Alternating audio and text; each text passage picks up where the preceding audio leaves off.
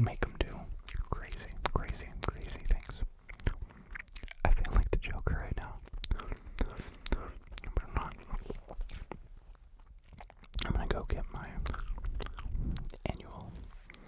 I'm gonna get my annual snip haircut soon. And by soon I mean in like a month, maybe two. And I'm gonna show him a picture of the lead singer of AC/DC back in the 80s. They'd be like, just this, please. I want this. Because pretty much what I got right now is that I did the top bit myself. I'm realizing how lame it is to talk about this, but I don't care. I did the top bit by myself with some scissors like a month ago. It's grown out a little bit more, but I essentially just want to be able to put my head down and not have hair get in my eyes, because I'm always working on something. It's always down here, and if I have to put a hat on or tie up my hair, I might as well just not have it. I feel like I saw a video interview of AC/DC a week ago or something.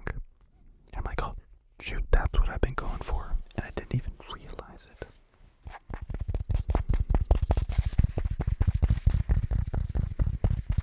So that's just a teaser, but it's true.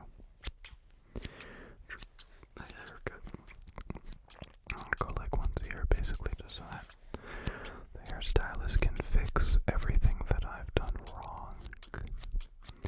One of those things being chewing on hair, of course. That's a little bit harder to fix. But if you ever want to have a haircut just like I do now, I'll give you a quick tutorial right now. You have to do this like in front of a bathroom sink or a bathtub, even better, so hair doesn't get everywhere. But you essentially just look down at a 45-degree angle as if you had big clown shoes on and you were trying to look at the end of the clown shoes. And you just start, you don't want to cut sideways. You want to cut sideways. I tried that once. You just hold